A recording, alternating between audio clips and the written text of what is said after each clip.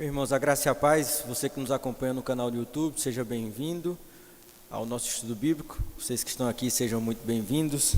Vamos abrir a palavra do Senhor na primeira carta de Paulo aos Coríntios, capítulo número 7. Primeira carta de Paulo aos Coríntios, capítulo de número 7. Nós vamos ler nessa noite do verso 10 ao verso 16. Eu até tentei cobrir a perícope toda até o verso 24, mas não foi possível. É muito material para pouco tempo.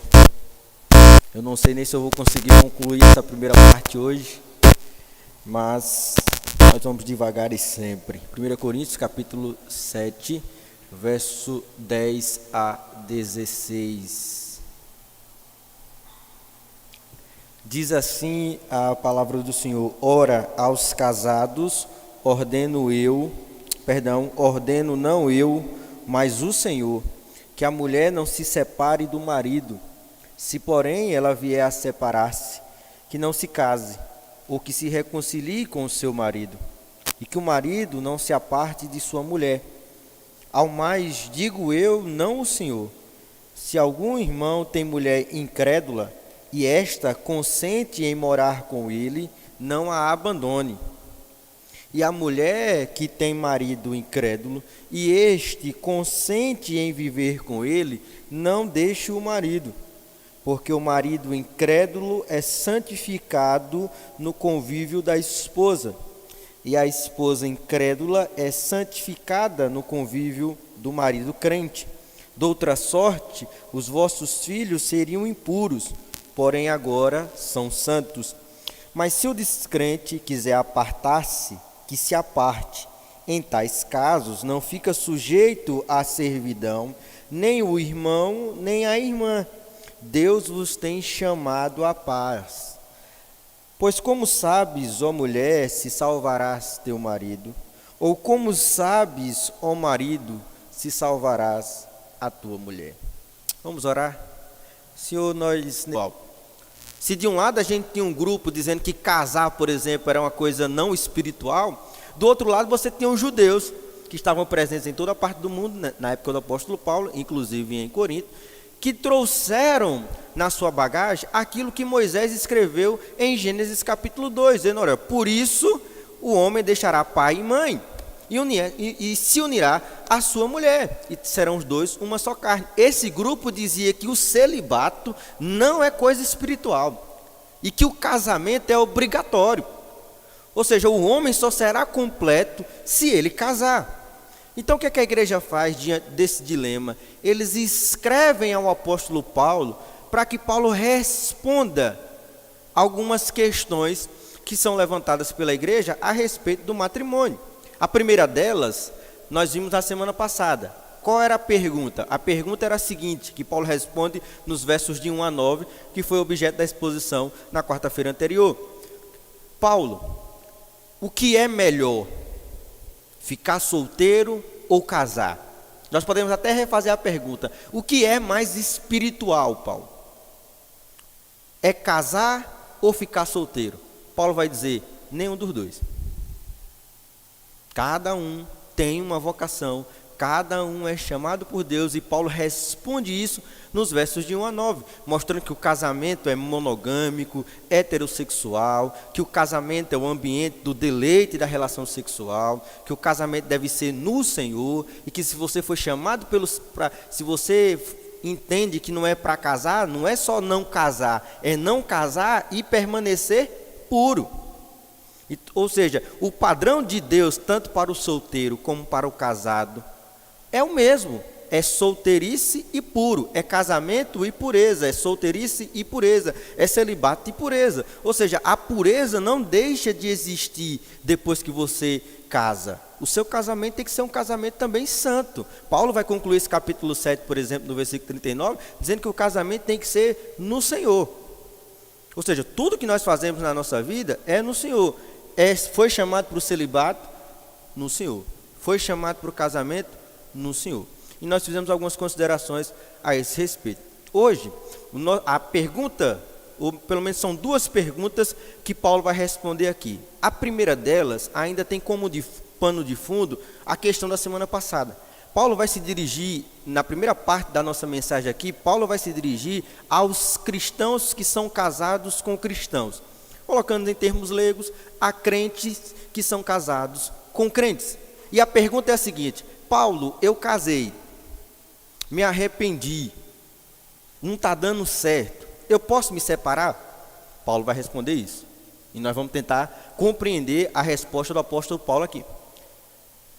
A segunda pergunta dos Coríntios que Paulo vai responder para a gente hoje à noite é a seguinte: Paulo, eu me converti, eu quero me dedicar ao Senhor, só que eu sou casado com uma mulher ou com um homem que não é crente, é um incrédulo, é um pagão, eu posso me separar? Paulo vai responder isso para a gente nessa noite. Então, basicamente, nós vamos lidar com dois grupos aqui hoje. O grupo dos casados, onde ambos os cônjuges são crentes em Jesus. E um segundo grupo, que é o grupo do crente ou da crente que é casado com o incrédulo. Então nós vamos lidar um pouco disso. E nós vamos tocar aqui em um ponto que é a respeito de divórcio e de um possível segundo casamento. Então nós vamos com calma, é algo bem difícil de se expor. E tenham paciência, nós vamos devagarzinho, sem pressa, deixando tudo claro. E na medida que for surgindo dúvida, nós vamos resolvendo isso. Caso a sua dúvida possa ser, se eu entender que a sua dúvida pode ser solucionada mais à frente, eu digo, eu respondo mais à frente, porque a ideia é fazer isso. E você que é solteiro, que veio para o estudo, você que não é casado, que está namorando, você que não tem namorado ou pensa em namorar, não saia daí da transmissão, não fique com raiva de mim, não vá embora da igreja, porque no final ainda vai sobrar uma coisinha para você. Então hoje eu vou me dirigir a todos como eu fiz na semana passada. Então que Deus nos dê graça e nos ajude a lidar com esse texto tão importante e ao mesmo tempo um texto dificílimo de se expor, de você compreender. Como eu falei, eu estou brigando com o apóstolo Paulo desde a semana passada. E às vezes ele me dá uns jab direto que eu tenho que ir, abre-se contagem, eu tenho que ler tudo que eu já tinha lido de novo para poder achar uma solução e trazer para vocês. Então vamos lá. Nos versos 10 e 11, Paulo se dirige aos casados cristãos, ou seja, aquele casamento em que tanto o marido como a esposa, eles são crentes. Diz o texto aí: ora, aos casados ordeno não eu, mas o Senhor, que a mulher não se separe do marido. Se, porém, ela vier a separar-se, que não se case, ou que se reconcilie com o seu marido, e que o marido não se aparte de sua mulher. Paulo, nesses dois versículos, ele se dirige aos casados em que ambos os cônjuges servem ao Senhor, ou seja, em que ambos os cônjuges abraçaram a fé em Cristo. A expressão que aparece aí no verso 10, ordeno não eu, mas o Senhor, ecoa aqui as palavras de Jesus que são ensinadas no Evangelho de Mateus, capítulo 5, o verso 32, e no Evangelho de Mateus, capítulo 19, o verso 3 ao verso 12. Daqui a pouco a gente lida com esses dois textos. O que é que Paulo está evocando aqui? Paulo está mostrando que Jesus já tratou dessa matéria. Então Paulo não vai ensinar nada novo. Paulo recorre aqui à autoridade de Cristo Jesus. Olha, Cristo já falou sobre isso. Ou seja, Paulo vai reverberar aqui as palavras de Jesus registradas nesses dois textos.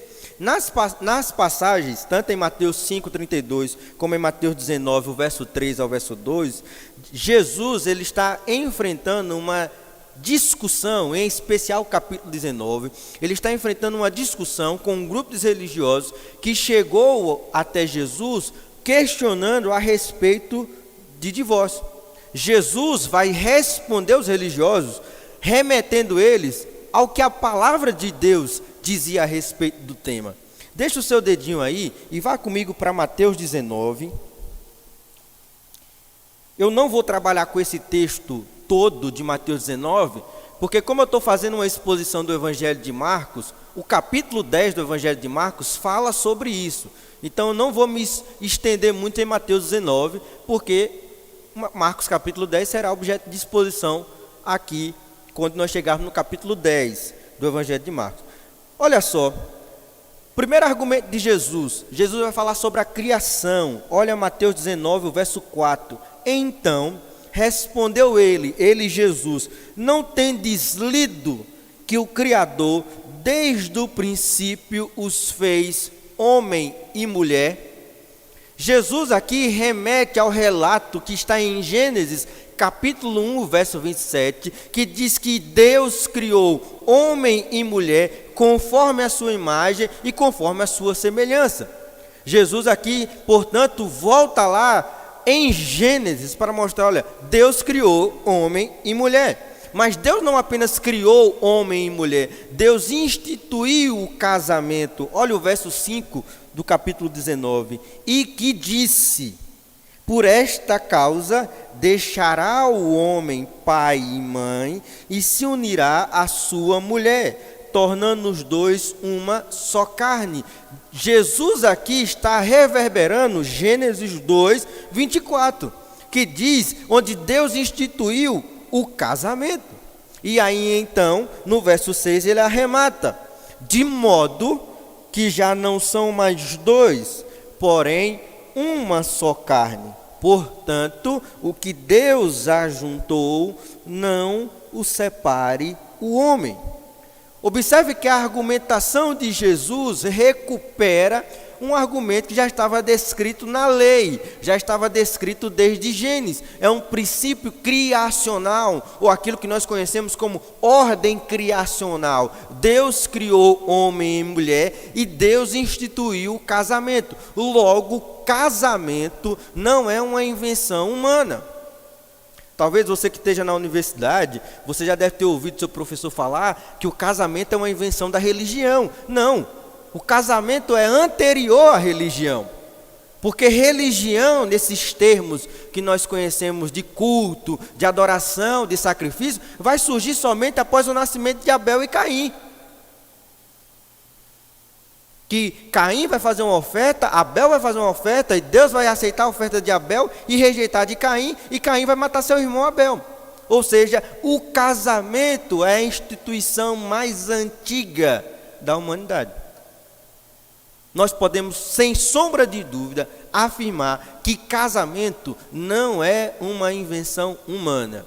E eu poderia passar essa quarta-feira todinha aqui nesse período nosso, só falando sobre isso, sobre as implicações disso. Mas esse não é o nosso objetivo nessa noite. Mas o que eu quero que você fique claro nesse primeiro momento é que Paulo recupera essa preciosa verdade. O casamento não é uma invenção de homens. O casamento é uma instituição dada pelo Senhor, fundamentada por Ele. Portanto, de implicação, eu vou explorar isso mais à frente, mas de uma implicação imediata, significa dizer que existe um padrão bíblico de casamento, existe uma maneira correta de se casar, e existe inclusive um padrão bíblico de se viver o casamento. Não é uma invenção nossa. Você não pode entrar no casamento com os seus parâmetros, com a sua visão. Não, o casamento tem um padrão, o casamento tem uma direção. O casamento tem preceitos, porque quem criou o casamento não foram homens, foi o Senhor. E aqui, dito isso, 3 fatos aqui merecem destaque. Pode voltar lá para 1 Coríntios capítulo 7. 3 fatos nos chamam a atenção. Em primeiro lugar, chama a atenção o fato de tanto Jesus e posteriormente Paulo recorrerem à Escritura para tratar do casamento. Jesus poderia, ao ser questionado pelos religiosos, oferecer a sua opinião a respeito do tema. Mas ele assim não fez. Paulo, diante do questionamento, enquanto ele escrevia essa carta, ele tinha diante de si os questionamentos dos coríntios, ele também poderia ter oferecido sua opinião quando foi questionado, quando foi inquirido a respeito do tema. Mas nem Paulo e nem Jesus fizeram isso. Antes, eles recorreram à Escritura. Eles recorreram ao que a Bíblia diz a respeito do tema. E isso é importantíssimo, porque tanto Jesus como posteriormente Paulo nos mostra a importância de se pensar biblicamente, de fundamentar as nossas opiniões na Escritura, de argumentarmos com base na palavra de Deus. É triste dizer, mas atualmente nós estamos vivendo um cristianismo muito baseado em nossas opiniões. Nós estamos baseando nosso comportamento cristão em nossos achismos, de acordo com a nossa cosmovisão. Quando não, baseando o nosso comportamento em meros sentimentalismos bobos.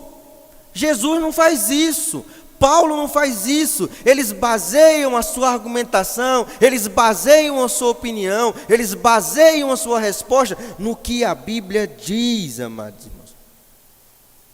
E é lamentável dizer que nós dizemos que amamos o Senhor no domingo, enquanto cantamos, mas na segunda-feira, quando temos que tomar uma decisão, não consultamos, ou não queremos saber, ou não temos disposição de buscar compreender qual é a vontade do Senhor para nós. Paulo e Jesus não fazem isso. Isso para mim é muito forte, porque nós estamos falando do Filho de Deus, que se encarnou, e nós estamos falando daquele que é o maior apóstolo, o maior teólogo, o maior pastor, o maior plantador da história da igreja. Ambos deixam suas opiniões de lado e vão recorrer à Escritura. O que é que a Bíblia diz a esse respeito? E é por não compreender a vontade de Deus, e é por não agir de acordo com a vontade de Deus, que muita coisa dá errado na nossa vida. Porque nós temos preguiça, não de orar, mas de ler a Bíblia, de buscar compreender quais são os princípios e quais as orientações dele. Logo, se uma coisa que tem que ficar claro para nós, é que existe sim, a Bíblia tem sim, um padrão estabelecido para você que é solteiro, um padrão estabelecido para você que está namorando, e um padrão sim para você que está casado. Logo, seja você solteiro, esteja você namorando, ou esteja você casado, nós somos convidados a pensar biblicamente a respeito desses temas. Sabe uma coisa que eu fico assustado? Só uma pequena digressão aqui. Sabe uma vez que eu fico assustado às vezes? Eu acho que eu já falei isso aqui, mas não custa nada repetir, porque sempre me assusta. É quando a Bíblia diz algo claramente e ouço um crente dizendo assim: a Bíblia diz isso, mas eu acho que. Um negócio que está claro, que não se discute, que está estabelecido. Quando alguém começa, eu acho que, se eu não correr, dentro de mim eu já corri, viu? Eu saio logo de perto, porque me assusta. Porque tem coisas que não se discute. Tem coisas que não cabe sua opinião, tem coisas que não é interpretação, tem coisa que está estabelecida. E o que está estabelecido é para ser compreendido e praticado, e não discutido. Então, a primeira coisa que me chama a atenção aqui é o fato de Paulo pensar, tanto Paulo como Jesus, a quem a gente recorreu, pensar biblicamente a respeito desse tema. Em segundo lugar, o segundo fato aqui que me chama a atenção e que merece destaque, é o fato de Paulo oferecer a mesma orientação tanto para o marido como para a esposa. Nós já falamos um pouquinho disso na semana passada, porque às vezes acusam Paulo, acusam Jesus de machista, acusam os cristãos de machista, acusam a Bíblia de machista. Não tem nada de ista, tá? Está aqui, tanto homem como mulher, eu falei isso na semana passada, tem os mesmos deveres e os mesmos direitos no casamento, como agora a ordem que Paulo vai reverberar aqui, que não é a ordem dele, é a ordem de Jesus, é a mesma, tanto para homem como para mulher. Olha o verso 10, o que é que Paulo diz à esposa: a mulher não se separe do marido. Olha o finalzinho do verso 11, e que o marido não se aparte de sua mulher. Não se separe e não se aparte aqui são eufemismos para divórcio. Paulo está dizendo aqui aquilo que Jesus disse em Mateus 19, verso 6. O que Deus uniu, não separe o homem. Ou seja, a durabilidade do casamento é para toda a vida. A durabilidade do casamento é para toda a vida. É claro, você pode argumentar, mas Paulo aqui ele não menciona, por exemplo, a causa ou a cláusula excepcional do divórcio, que Jesus admitiu lá em Mateus 19, por causa da dureza do coração do homem e em casos de infidelidade conjugal. Ou seja, existe uma primeira situação em que o divórcio pode ser admitido, e essa situação é na situação de infidelidade conjugal. Mas eu chamo a sua atenção para uma importante declaração de Jesus, porque Jesus disse que isso foi possível por causa da dureza do coração do homem. Ou seja, divórcio não é regra, divórcio é exceção. Divórcio não é regra, divórcio é exceção. Tudo bem até aqui? Posso mais um pouquinho? Divórcio não é regra, mas é exceção. Ou seja, Paulo está dizendo aqui, não se separe, não se aparte da sua mulher ou do seu marido. Em terceiro lugar, Paulo admite aqui a possibilidade de um divórcio. Olha o verso 11. Se porém, ou seja, aqui há uma adversativa, se porém ela vier a separar-se, que não se case, ou que se reconcilie com seu marido. O mesmo vale aqui para o marido em relação a se separar da esposa. A ordem aqui, essa ordem que Paulo aplica aqui, ela está inversa, está numa posição inversa em relação a Mateus. Quando você lê Mateus 19, Jesus começa se referindo ao marido e depois faz referência à esposa. Marcos capítulo 10, quando nós chegarmos no capítulo 10 de Marcos, você vai ver que Marcos coloca numa ordem diferente. É uma ordem bem parecida com a de Paulo. A mulher, a primeira ordem é dirigida à mulher e depois ao marido. Por que Paulo e Marcos colocam a ordem aqui inversa a Mateus? Mateus está escrevendo para judeus. Na cultura judaica era inadmissível aqui na questão de ser aceitável, era que não se pode admitir, não era possível uma mulher entrar com um processo de divórcio contra seu marido. O marido poderia dar, segundo a lei, a sua carta de repudiar, ele poderia repudiar a mulher. Por exemplo, e aí, quando nós chegarmos lá em Marcos capítulo 10, você vai ver que o que Jesus responde ali, na verdade, vai na contramão de duas grandes escolas rabínicas que havia nos dias de Jesus. Por exemplo, havia a escola de Hilel e a escola de Shammai. A escola de Hilel, por exemplo, dizia, se a minha mente não estiver me traindo, dizia que o marido poderia repudiar a mulher, por exemplo, se ela queimasse o arroz. Por coisa boba. Qualquer coisa. Não acordei e não fui com a cara. O Shammai não. O Shammai dizia que só no caso de adultério, e aí Jesus vai seguir mais essa linha de Shammai, mas vai acrescentar mais alguma coisa. Nós vamos ver isso lá no capítulo 10 do Evangelho de Marcos. Na cultura grega, que é essa cultura de Corinto, que é essa cultura do Império Romano, a quem Marcos está escrevendo, ou seja, essa cultura gentílica, era possível sim uma mulher entrar com um processo de divórcio contra seu marido. Inclusive, nesses versos 10 e 11, um dos comentadores que eu li, diz que possivelmente Paulo se dirige logo aos casados aqui, porque alguma irmã ou algumas irmãs na igreja de Corinto entraram com processos de divórcio contra seus maridos. Então Paulo se dirige aqui primeiro à mulher, talvez chamando a atenção, dizendo, olha, a escritura diz, não se aparte, não se separem, porque o divórcio era uma coisa admitida na cultura grega e também na cultura romana. E aí, diante desse quadro, Paulo vai oferecer duas condições ou duas soluções pastorais. É o seguinte, Paulo diz, não se separe. O marido não larga a esposa não larga o marido. Paulo, mas eu quero me separar. Não tem mais jeito, acabou. Tudo bem, você quer se separar? Olha a primeira solução de Paulo. Quer se separar? Não se case. Olha o verso 11. Se porém ela vier separar-se, que não se case. Você quer separar? Tudo bem. Eu quero separar por quê, Paulo? Você quer separar por quê? Não, porque... sabe, não tem mais compatibilidade, o amor acabou, eu não estou feliz, eu sou contrário à maneira como ele cria os filhos, eu sou contrário à maneira como ele administra dinheiro. Tu quer separar, minha irmã? Então, não se case. Não se case novamente. É a primeira solução pastoral do apóstolo Paulo. A segunda solução pastoral que o Paulo dá, está no verso 11 também. Que não se case ou que se reconcilie com o seu marido. Paulo aqui está dizendo, olha, você tem duas opções. Você, primeiro é o quê? Não se separe.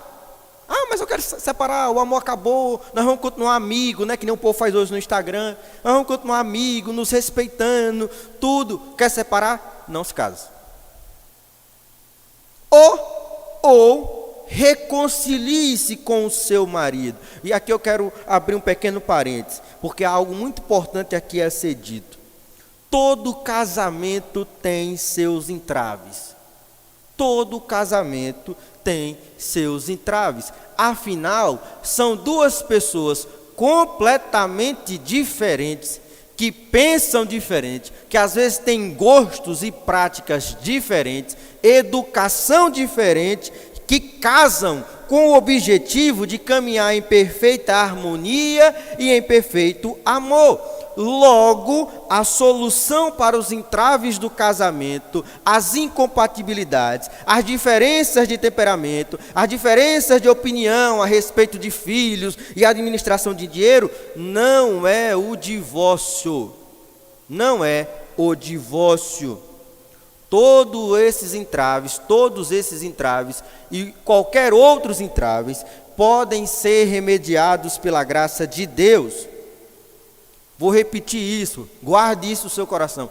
Todos esses entraves que eu citei aqui, ou quaisquer outros que eu deixei de mencionar aqui, eles são possíveis de remediação pela graça de Deus. É por isso que na semana passada, quem estava aqui ou quem assistiu o estudo depois, eu disse que casamento envolve maturidade, humildade, espírito perdoador, negação de si mesmo e promoção do bem-estar e da felicidade do seu cônjuge. Você casa não para ser feliz. Você não casa para ser feliz. Você casa para fazer o outro feliz. E quem é casado aqui sabe quantas vezes nós temos que dar um passo atrás e promovermos o bem-estar do nosso cônjuge. Muitos casamentos naufragam, muitos casamentos terminam, não é por falta de remediação, mas é porque na batalha para satisfazer os seus egos, nenhum dos cônjuges quer retroceder. Nenhum dos cônjuges quer retroceder. Quando você vê um marido ou uma esposa dizendo assim, que não volta atrás, ou quando você está namorando, eu disse a vocês solteiros que ia ter para todo mundo hoje, ou quando você está namorando, e sua namorada ou seu namorado não volta atrás, abra o seu olho. Fica sozinho, não abre os olhos. Alguns sinais começam no namoro. Sua namorada que só quer fazer a sua vontade, você que só quer fazer a sua vontade, abra o olho. Abra o olho. É um sinal de alerta. Todos os entraves do casamento são solucionados. E Paulo está colocando aqui, não é motivo da infidelidade conjugal, porque Jesus já falou sobre isso. Paulo está falando aqui motivos bobos, que nem a gente vê esses grandes artistas hoje, que separam porque o amor acabou. Não, o amor não acaba. O amor não tem data de validade, gente. O amor não tem data de validade. Um importante sociólogo, acho que eu já citei ele aqui, o Zygmunt Bauman, ele escreve sobre o amor líquido. Um livraço, se você puder ler, já tem domínio público aí. O Zygmunt Bauman fala sobre isso. As relações da pós-modernidade estão cada vez mais líquidas. Ou seja, não são duráveis. O jovem começa a namorar uma moça aqui, 3 meses depois ele está namorando com outra, 2 semanas depois ele está namorando com outra, e ele não tem um relacionamento durável. As mesmas pessoas estão fazendo isso com o casamento. Por exemplo, a Gretchen já vai, parece que no 18º ou 19º casamento. Banalizou-se tudo. Banalizou-se tudo. Ah, o amor acabou. Ah, pastor, mas eu não estava feliz, porque você não pensou isso antes de casar. Ah, pastor, Deus não quer que eu seja feliz. Deixa de sentimentalismo bobo. Eu falei sobre isso no início do estudo. Nós temos que pensar biblicamente. E é por isso, meu jovem cristão, que está aqui, que está me acompanhando, que eu disse, e vou falar isso no final do estudo, casamento é coisa séria. Casamento não é brincadeira, não. Relacionamento não é brincadeira. Exige um nível de compromisso, exige um nível de maturidade, exige um nível de disposição a baixar o nosso orgulho, a furar a nossa autossuficiência com aquele espinzinho e a bola murchar, e a gente ter que pedir perdão à nossa esposa, ou a esposa pedir perdão ao marido, às vezes chorar e orarem e depois recomeçar tudo de novo.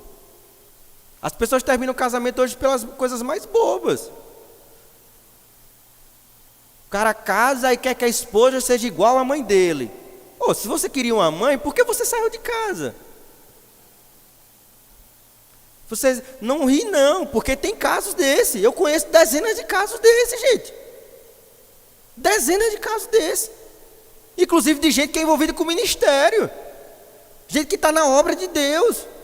Que casou e quer que a esposa cozinhe quem é a mãe dele. Ora, porque então, volta para casa, não case. O camarada casa e não quer assumir as broncas dentro de casa. Não quer trabalhar, não quer sustentar a casa. Então não casa, meu filho, fica em casa.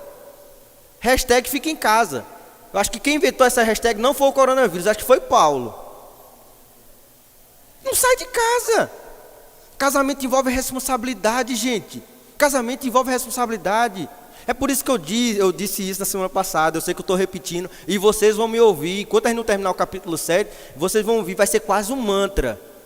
Casamento exige um nível de comprometimento tal, e não é só do homem. Eu falei aqui do homem, mas não é só do homem, de ambos os cônjuges. Ambos.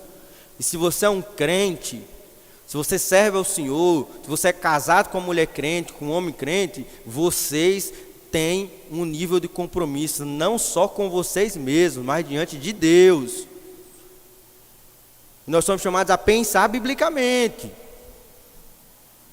Vamos adiante. Em segundo lugar, tudo bem até aqui, nesses primeiros dois tópicos? O primeiro ponto. Meu professor de homilética me vê falando ponto. Ele disse que só quem tem ponto é ônibus ou enfermeiro.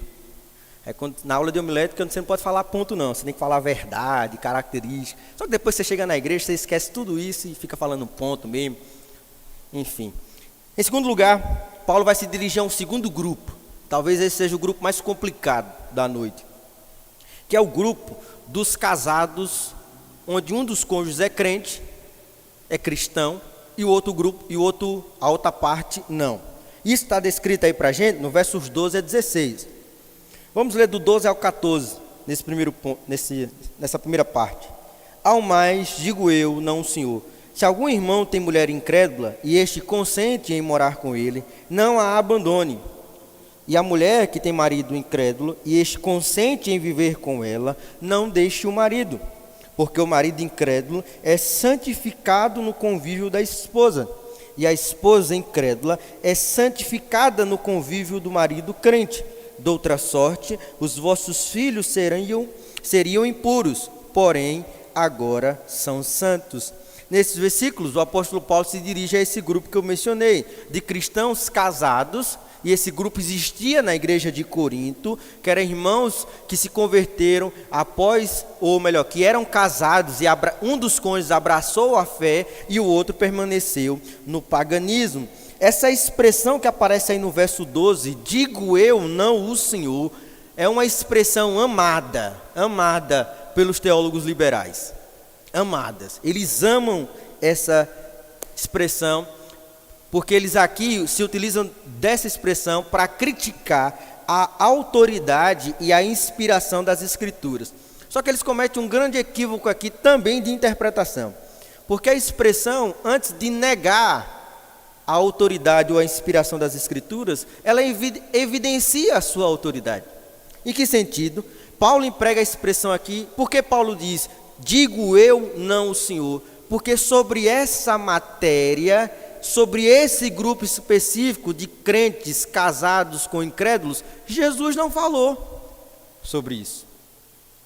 Ou seja, Paulo está aqui utilizando da sua autoridade apostólica, consequentemente inspirado pelo Espírito Santo de Deus. Logo, quando Paulo diz, digo eu, não o Senhor, é palavra de Deus, sim. Aí os teólogos liberais ficam loucos, mas eles amam isso aqui. Então, não nega a autoridade da Escritura, é porque Jesus não falou sobre isso. Você pode rodar os evangelhos todinho e você não vai ouvir Jesus falando sobre um crente que é casado com um descrente, ou seja, alguém que se converteu depois que já era casado. Não tem isso na Bíblia. Jesus não falou sobre isso, isso é matéria nova. Então Paulo fala e Paulo se utiliza aqui da sua autoridade apostólica. Duas situações aqui. Primeiro, Paulo se refere, esse grupo de crentes casados com incrédulos, Paulo divide em dois grupos, em dois subgrupos. O primeiro grupo são aqueles que estão satisfeitos com o casamento, tanto o crente como o incrédulo. Olha o verso 12 e 13. Ao mais, digo eu, não o Senhor, se algum irmão tem mulher incrédula, e esta consente em morar com ele, não a abandone. E a mulher que tem um marido incrédulo, e este consente em viver com ela, não deixe o marido. Novamente, Paulo tem a mesma instrução, tanto para homens como para mulheres, tanto para maridos como para esposas. Se você é um cristão e seu marido ou sua esposa consente em ficar casado com você, mesmo sabendo que você é um cristão, qual é a ordem de Paulo? Não se separe. Não se separe. Ou seja, o mesmo princípio de que o casamento é duradouro vale para um casamento cuja apenas uma parte do casamento, ou seja, um dos cônjuges apenas, é cristão. E aqui é preciso fazer um esclarecimento. E abra bem os seus ouvidos agora, você que é solteiro. Porque a Escritura não admite namoro ou casamento missionário. Não existe namoro evangelizador. Não existe casamento evangelizador. Não existe um namoro em que, não, vou namorar para ganhar a esposa para mim e a alma para Jesus. Não existe isso. Não existe. Não existe namoro nem casamento missionário. Não existe namoro e nem um posterior casamento com o incrédulo. A Escritura não admite isso. A Escritura não admite namoro entre crente e descrente. A Bíblia não admite casamento, quando eu digo assim, o cristão solteiro casar com alguém descrente, a Bíblia não admite. Tal atitude está em desacordo com a palavra de Deus, é um ato de desobediência contra Deus e é pecado contra Deus. É pecado, porque desobediência é pecado. É pecado. Então, meu caro jovem, quem já namora aqui, quem já namorou depois que eu cheguei aqui, quando vem conversar comigo, qual é a primeira pergunta que eu faço para vocês? É crente? Eu não quero saber se ele tem um olho azul, se ele é loiro, se ele parece o Tom Cruise, o Brad Pitt, eu não quero saber nada disso. Eu quero saber se ele é crente. A primeira pergunta que eu faço é essa. Eu já contei para você uma história que eu estava... Não, acho que não. Nessas minhas viagens por aí, preguei, e aí eu falando sobre essas coisas de namoro, essas coisas, toquei nesse assunto, depois do culto. Eu não me lembro o lugar onde eu estava pregando, veio uma moça falar comigo: pastor, o senhor falou sobre isso e tal, e eu queria que o senhor orasse por mim, porque eu estou gostando de um rapaz. Ele é lindo, pastor, ele é lindo, ele tem uns olhos assim, o cabelo assim. Pela descrição que ela estava fazendo, eu estava me apaixonando pelo cara. Aí vem a pergunta-chave: minha filha, ele é crente? É, né, pastor, o senhor sabe, né? Não, então não vou orar não. Eu não posso abençoar o que Deus não abençoa, gente. Eu não posso abençoar o que Deus não abençoa. E esse é o nosso maior equívoco, viu? Nós estamos abençoando coisa que Deus não abençoa. Eu não posso abençoar o que Deus não abençoa. E eu disse: minha filha, eu não posso orar por você não. Sinto muito. Mas pastor, não posso. E aí fui ler alguns textos da Bíblia para ela. Eu disse: a Bíblia diz isso, isso, isso. Ah, pastor, eu sei. Bom, se você sabe, então mais um motivo que eu não posso orar por você. A Bíblia não aprova, gente. A Bíblia não aprova. Não aprova. É pecado. E o que é pecado na Bíblia é pecado para mim. É pecado para mim. O que a Bíblia diz que não concorda, eu também não concordo. Tá bom? Então não existe namoro e nem casamento missionário. O princípio aqui, portanto, se aplica a irmãos que já eram casados quando abraçaram a fé cristã. Ou seja, os dois cônjuges conviviam em harmonia em casa, e a mulher, geralmente acontece mais com a mulher, é difícil acontecer com o homem, mas a mulher vai e se converteu. Qual é a ordem de Paulo? Não se separe. Por quê? Porque os crentes de Corinto estavam dizendo: mas Paulo, eu quero servir mais ao Senhor, eu quero ser espiritual. Paulo, como é que eu posso ser espiritual casado com um pagão, com um incrédulo? Paulo disse: minha irmã, não se separe, meu irmão, não se separe. Logo, minha irmã, meu irmão, seu marido lhe trata bem, esse homem honra os compromissos dele dentro de casa, ama seus filhos, ama você, a ordem de Paulo é essa: não se separe. Paulo aqui está usando um princípio muito importante. Nós não podemos se utilizar do Evangelho, para promover desordem nas coisas de Deus. Nós não podemos usar a desculpa espiritual. É isso que Paulo está dizendo. Não se separe. No verso 14, Paulo vai apresentar um princípio espiritual, ou uma razão espiritual, para que se mantenha esse tipo de casamento. Ou seja, onde um dos cônjuges se converteu e o outro não. Olha o verso 14. Porque o marido incrédulo é santificado no convívio da esposa, e a esposa incrédula é santificada no convívio do marido crente. Doutra sorte, os vossos filhos seriam impuros, porém agora são santos. A expressão aqui santificado não significa convertido, não significa salvo, não significa separado, pode até significar separado dentro de um certo limite, mas eu prefiro aqui a interpretação que diz aqui abençoado. Você poderia trocar aqui santificado por abençoado. O texto ficaria assim então: porque o marido incrédulo ele é abençoado no convívio da esposa crente, e a esposa incrédula é abençoada no convívio do marido crente. Ou seja, amados irmãos, um marido incrédulo e a esposa incrédula são abençoados no convívio com um cônjuge que é crente, com um cônjuge que é cristão.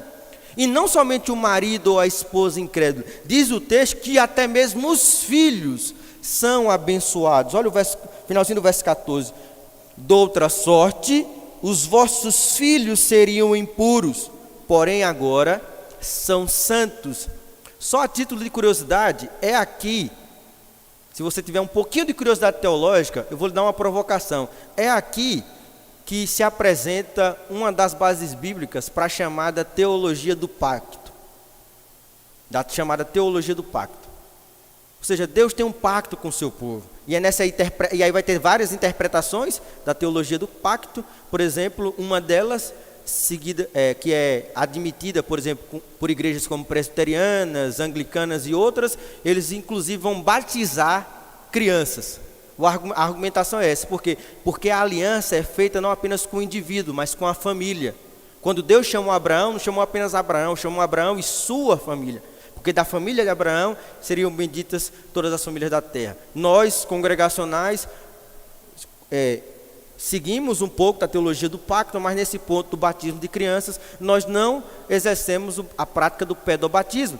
Em compensação, nós trazemos os nossos filhos para serem apresentados diante de Deus. E qual é o argumento? Que se eu sou crente, o meu marido é crente, ou se eu sou crente, meu marido não é crente, ou se eu sou crente e a minha esposa não é crente, Deus estende a sua bênção não apenas para mim, mas para o meu companheiro ou minha companheira e também para os meus filhos. Isso em primeiro lugar, isso alegra o nosso coração.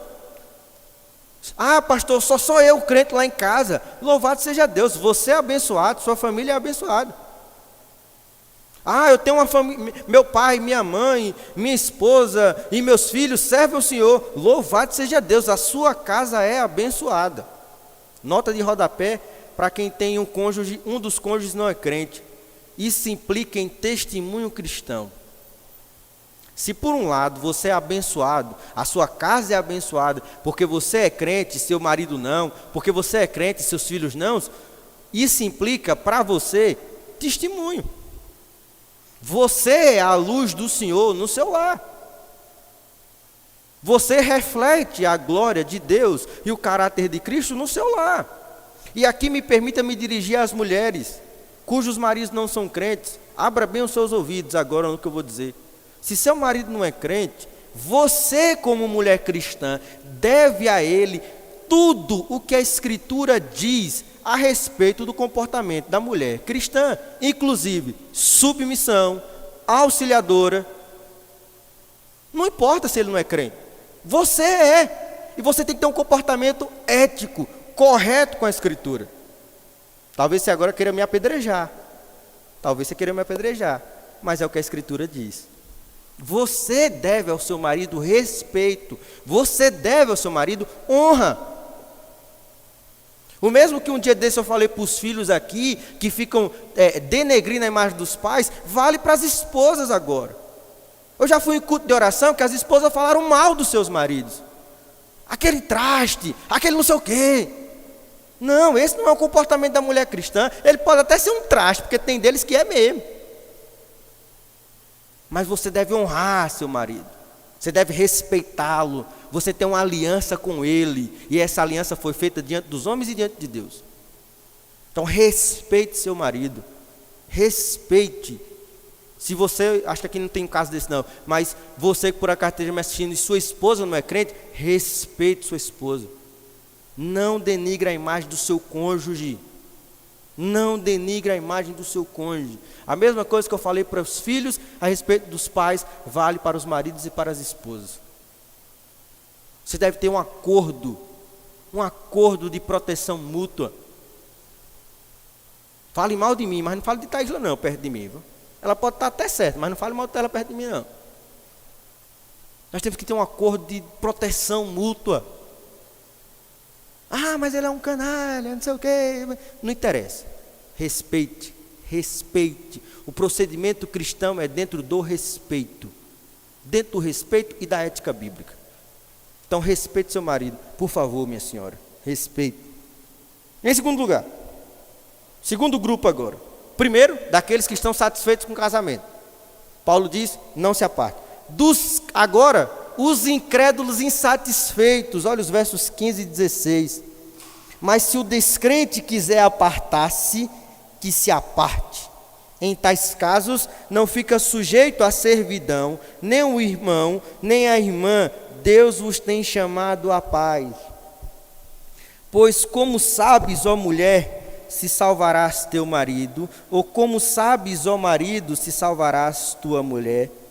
O segundo grupo que Paulo apresenta aqui para nós, dentro desse grande grupo que é dos casados com incrédulos, ou seja, em que uma das partes é crente e a outra não, Paulo diz, olha, se o marido ou se a esposa incrédula não deseja manter mais o casamento, que se aparte. Que se aparte. E aqui é preciso a gente fazer um esclarecimento, porque aqui nós temos a segunda cláusula excepcional para divórcio. A primeira, infidelidade conjugal, onde a iniciativa do divórcio pode ser inclusive da parte ofendida. Ah, eu fui traído. Eu posso então chegar lá e me divorciar. Aqui nós temos a segunda cláusula excepcional para divórcio, que é o abandono. O abandono irreconciliável, o abandono irremediável. A iniciativa nesse caso não é da parte ofendida, mas do ofensor. Ou seja, eu sou casado com um camarada ou com uma camarada que não é crente e ele quer ir embora. Diz Paulo, que se aparte. Mas a iniciativa é dele. E aí, o cônjuge abandonado pode se casar novamente, porque quem quebrou os votos matrimoniais não foi ele, foi a outra parte. É o que Paulo diz. Mas a iniciativa é da parte ofensora. A iniciativa é do cônjuge incrédulo que queira ir embora. E aí, nesse caso, o cônjuge fica livre para casar-se novamente, pois a responsabilidade da quebra dos votos matrimoniais foi daquele que a abandonou. Mas aí alguém na igreja poderia dizer assim, mas minha irmã, lute pelo seu casamento, o homem está virado a cabeça, quer ir embora, de todo jeito. Lute pelo seu casamento, quem sabe ele pode se converter através da sua vida, do seu testemunho. Paulo parece que antevê esse tipo de questionamento. Olha o que ele diz no verso 16. Pois como sabes, ó mulher, se salvarás teu marido? Como é que sabe, mulher, se você vai salvar seu marido? Ou como sabes, ó marido, se salvarás tua mulher? O que é que Paulo está dizendo aqui, amado? que Paulo está dizendo aqui, que quem converte o coração do homem ou da mulher é Deus, não é o casamento. Lembra como eu falei que não existe casamento missionário? Por isso, quem converte o coração do homem ou da mulher incrédula é Deus, e não o casamento. E aqui, amados irmãos, se faz necessário um outro esclarecimento. Porque as duas cláusulas de divórcio que eu apresentei para vocês até agora, elas não falam, por exemplo, elas falam de adultério e falam de abandono. Mas, por exemplo, elas não falam de violência doméstica. E agora, pastor? E é aqui que a gente precisa ter sabedoria, clareza, maturidade para lidar com as questões. Elas não falam. Ah, um homem bateu na mulher. E agora, pastor? E agora? E agora? Primeiro, 180 nele. Diz que 100 ou é 180, eu não lembro mais. Cadeia. Cadeia. Tem negócio de orar não. Cadeia. Cadeia nele, chilindró. Lei Maria da Penha. E vale para mulher também, viu? Porque tem mulher que bate em homem, não se engane não. Tem mulher que bate em homem. Liga também. Lei Maria da Penha, não vale só para mulher não, viu? Vale para homem também. Cadeia nele. Ah, ele é membro da igreja. Ah, ele é membro da igreja. Cadeia nele também. Cadeia, ele é disciplinado e expulso da igreja na assembleia, pela assembleia da igreja. Cai lá em Mateus 18. Ele é considerado gentil ou publicano. E aí, o que acontece? A irmã pode casar de novo. Porque para mim, e isso não é só minha opinião, tá? É a opinião de diversos teólogos, cai aqui dentro do abandono. Porque qual é o abandono maior do que o marido que bate na esposa? Qual é o abandono maior do que esse? Eu digo a você que essa é... Por que eu quis dizer que é minha opinião? Porque você pode achar outras opiniões diferentes. Tem gente que vai dizer, não, o marido bate na esposa, mas fica casado, ou casa ou se separa. Eu tenho uma galera muito boa aí atrás de mim, como por exemplo, o reverendo Augusto Nicodemos e outros, pensam nessa mesma linha. Cai dentro aqui do abandono. Sabe por quê? Eu penso que cai dentro do abandono, porque o casamento tem certos limites. E abra bem os seus ouvidos agora, você que é casado. Casamento também tem limite. Antes de virar uma violência física, já foi uma violência verbal, já foi uma violência psicológica.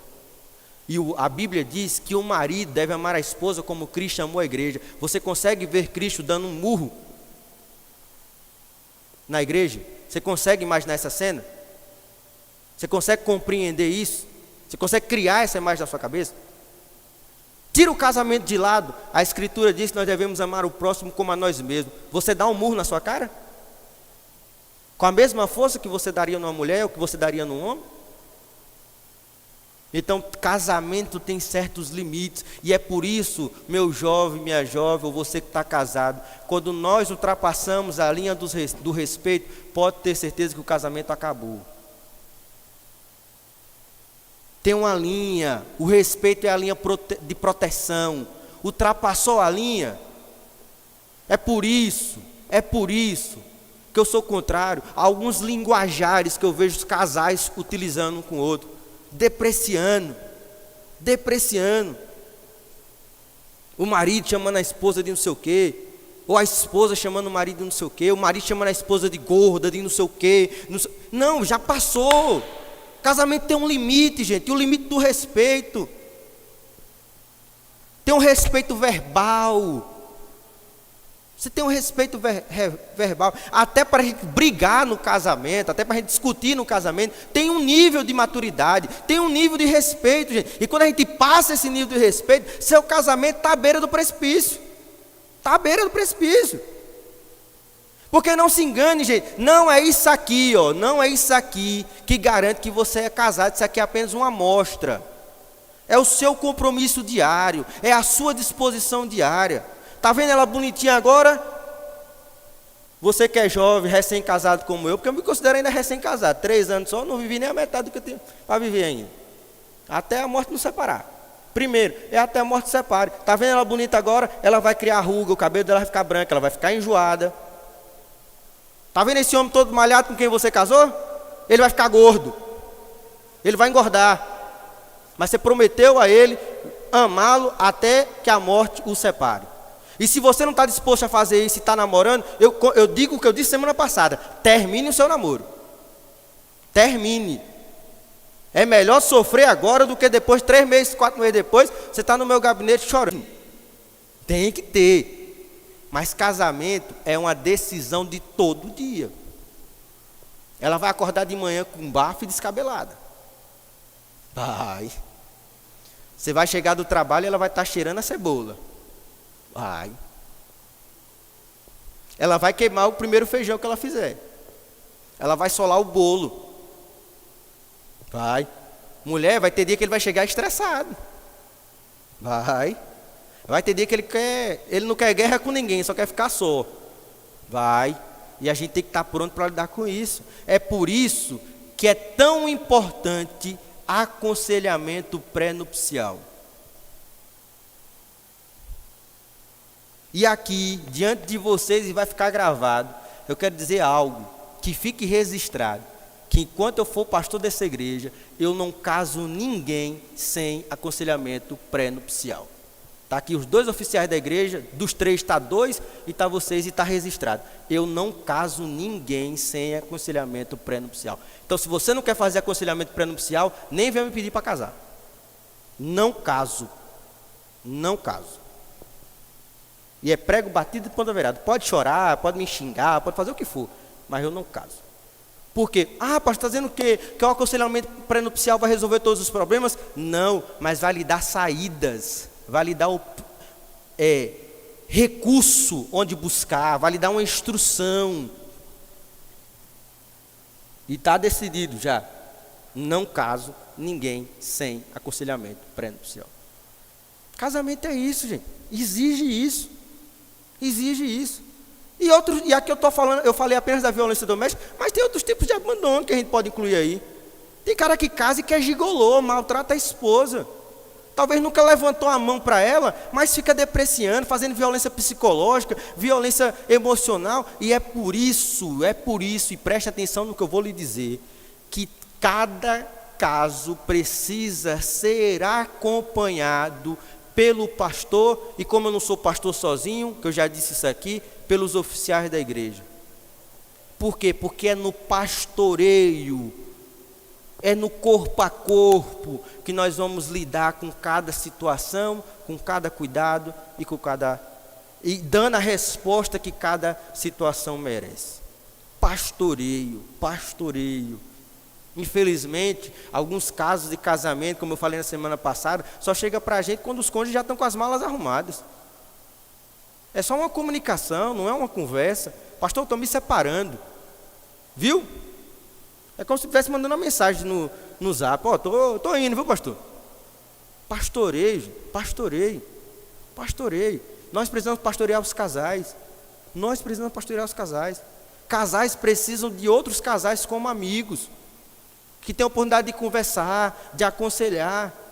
Pastor, mas está querendo meter a mão no meu casamento? Você está dentro de uma comunidade, gente. Você está dentro de uma igreja. É aqui mesmo que o povo tem que meter a colher. Você tem que ter outros casais. Você, meu caro homem, você tem que ter outros homens para você conversar, compartilhar seu dilema, sua dor. Vocês, mulheres, precisam de outras mulheres. E é por isso que tem a União Auxiliadora Feminina. É para que vocês possam conversar, compartilhar, orar umas pelas outras. É lá. Por isso, casamento é isso, gente. Casamento é isso. Enfim, meu tempo já acabou. Segura só um pouquinho aí que eu quero terminar com algumas aplicações. Tudo bem até aqui? Tudo bem?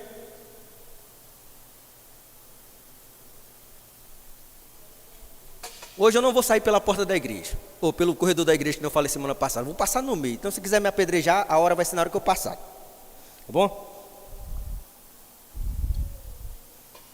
Vamos lá.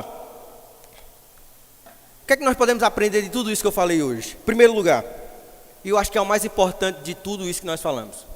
Pense biblicamente. Pense biblicamente. O que é que Deus quer de você que está namorando? O que é que Deus quer de você solteiro?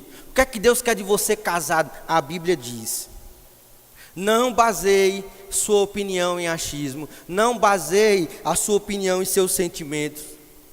Não baseie a sua opinião de acordo com artista X, artista Y, influência isso, influência aquilo. Não, pense biblicamente. Eu tenho Instagram, eu tenho rede social, e eu sigo um pastor batista, que é famoso na internet, ele é YouTube e tudo, é o Iago Martins, do Doido de Teologia, e ele de vez em quando abre caixinhas de perguntas no Instagram dele, para fazer pergunta. Deixa eu dizer a você, que hoje ele abriu uma, acho que ele respondeu umas 30 perguntas hoje, e das 30, 21 mais ou menos, era só de jovens perguntando se poderiam ter relacionamento sexual no namoro. E aí, gente? Mas é isso que está acontecendo na igreja, é isso que está acontecendo no meio do povo de Deus. Nós precisamos pensar biblicamente, nós precisamos encontrar o padrão, e o padrão está na palavra de Deus. O padrão, jovem, para a sua vida, está na palavra. O padrão para você que está namorando, está na palavra. O padrão para você que quer namorar, está na palavra. E o padrão de ser esposa ou marido, está na palavra. Então passe a pensar biblicamente, abandone o seu sentimentalismo, abandone os seus achismos e embase as suas opiniões no que a Escritura diz, porque quando você assim faz, você se submete à autoridade da palavra de Deus, gente. Pense biblicamente. Em segundo lugar, quero me dirigir aos casados, onde os cônjuges são cristãos, é nós agora. Primeiro, desenvolvam um espírito de humildade. Desenvolva um espírito de humildade. Promova o bem-estar e a felicidade do seu cônjuge.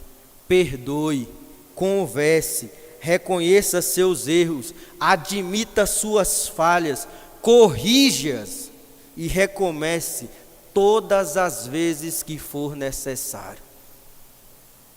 Todas as vezes.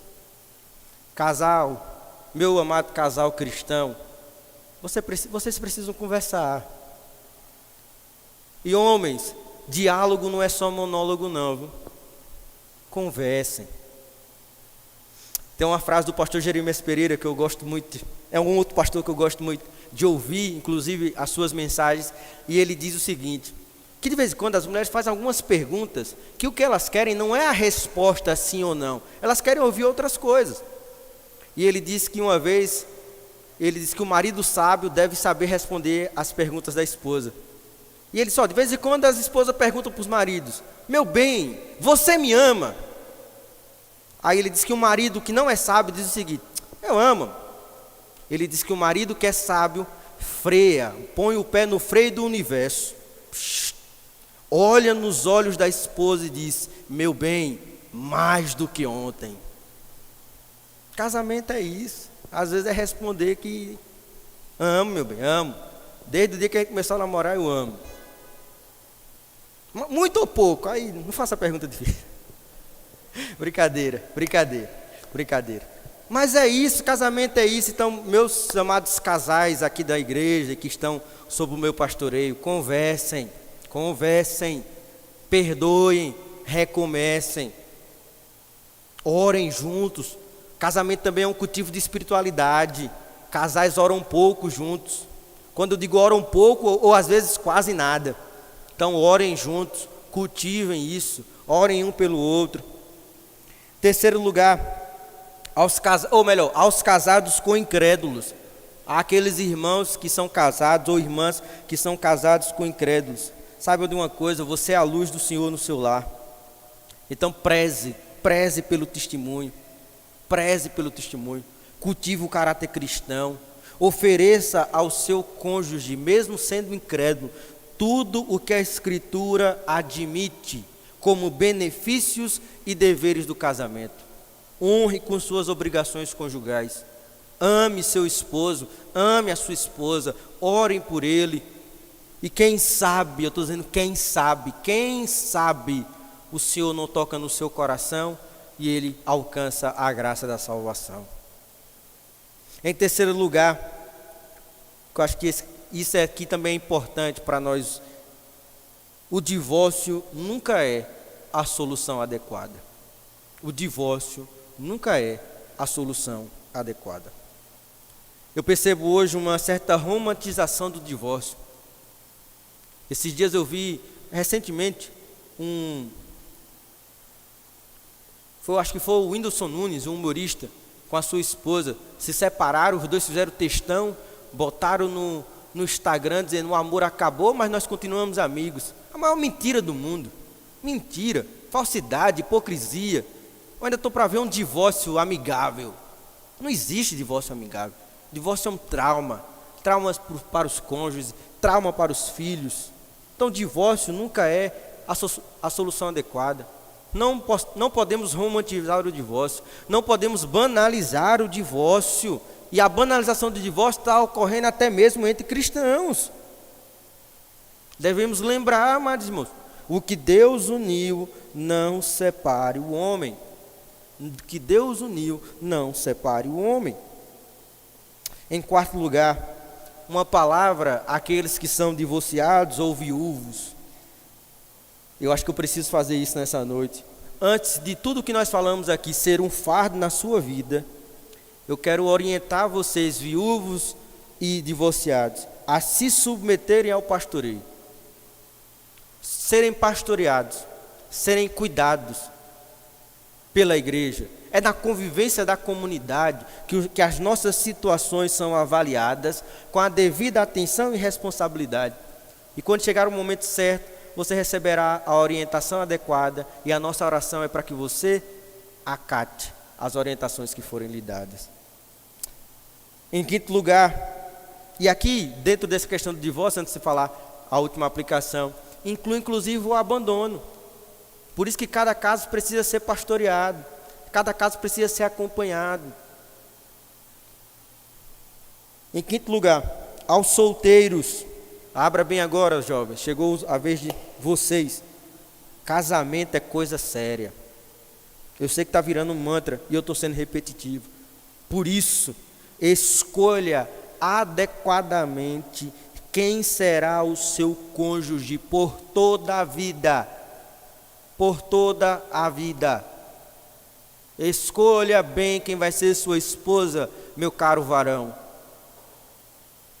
Escolha bem. Você, minha cara varoa, princesa do Senhor, que nem dizem por aí. Escolha bem quem vai ser o seu marido, porque é para toda a vida. É para a vida toda, até que a morte os separe. O divórcio só é admitido em caso de adultério ou abandono. E por mais que você pense que Deus não lhe quer feliz, na verdade, você só será feliz se agir de acordo com a vontade de Deus. Meu caro jovem, você que é solteiro, você só será feliz se agir de acordo com a vontade de Deus. Solteiros, aqueles que não têm namorada, e que querem namorar, ou que não têm namorado e querem arrumar um namorado. Não existe namoro missionário. E aqui me permita derrubar um mito que eu tenho escutado de pessoas bem próximas a mim. A justificativa de que na igreja não tem com quem namorar. Alguns jovens ou algumas jovens namoram com pessoas do mundo, vou usar bem no termo leigo, porque dizem: ah, pastor, na igreja não tem homem para namorar, na igreja não tem mulher para namorar. Ou então, uma segunda justificativa, que o namorado ou a namorada possui um comportamento mais ético do que os homens e as mulheres da igreja. Isso não justifica a sua desobediência à palavra de Deus. Você está pecando contra o Senhor.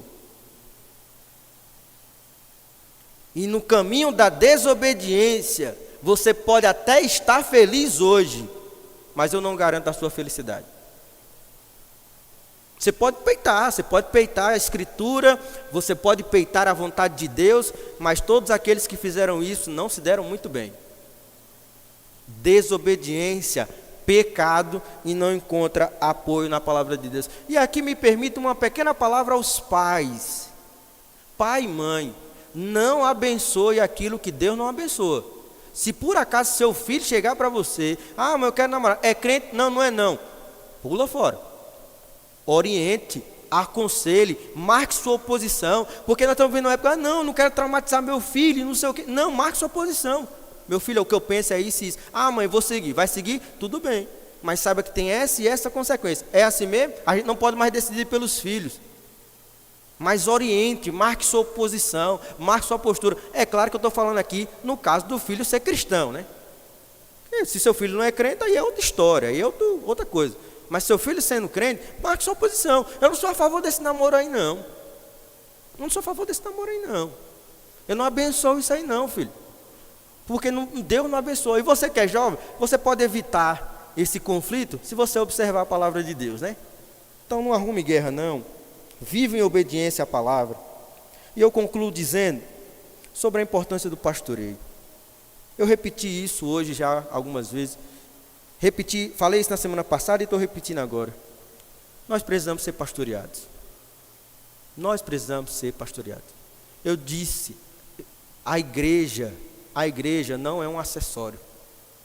A igreja não é um acessório como um brinco que você usa quando você quer, que você larga lá dentro de uma caixa perdida entre milhões de brincos. A igreja é algo essencial. Você precisa de convivência comunitária. Você precisa ser pastoreado. Você precisa da convivência com os irmãos. Então a gente às vezes tem que dar um passo atrás nessa cultura independente que nós estamos vivendo, tratando nossos irmãos como um pouco caso, tratando a liderança da igreja como um pouco caso. Não, tudo que nós fazemos aqui, amados irmãos, é espiritual. Isso é espiritual, diz respeito ao bem-estar seu e da sua casa.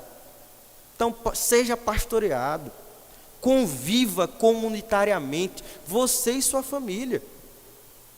E o nosso desejo aqui, para você que é casado, para você que vai casar, para você que está solteiro e que pensa casar, o nosso desejo aqui é vermos famílias saudáveis, fortes, espiritualmente bem, servindo ao Senhor, com mulheres e homens que temam a Deus, que se submetam à palavra e que testemunham a esse mundo que vale a pena sim observar os parâmetros da Escritura, vale a pena sim obedecer ao Evangelho, vale a pena sim seguir a vontade do Senhor e termos famílias fortes, solidificadas na palavra, para o louvor e glória de Cristo. Que o Senhor lhe abençoe, que o Senhor lhe guarde, que o Senhor guarde a sua casa. Eu espero que eu tenha sido claro, objetivo, de maneira que você possa ter compreendido o conteúdo de hoje. E se por acaso isso não aconteceu, é pura falha minha, é puro equívoco meu, e eu peço a você que tire suas dúvidas. Afinal, o WhatsApp está aí para várias coisas, inclusive para isso. Me manda a sua pergunta, fala comigo. Quiser conversar a respeito disso, nós vamos conversar sobre isso. Nós estamos estudando o Evangelho de Marcos, chegamos ao capítulo 8, vamos começar o capítulo 8 agora, no próximo domingo, se Deus quiser, e vamos chegar no capítulo 10, onde esse assunto vai voltar, só que não mais de uma perspectiva apostólica, mas da perspectiva de Jesus Cristo. Então vai voltar novamente, nós ainda teremos um segundo tempo a respeito desse assunto. Tudo bem? Alguém tem alguma pergunta, alguma coisa? Alguém queria dizer alguma coisa? É a hora agora enquanto eu tomo água.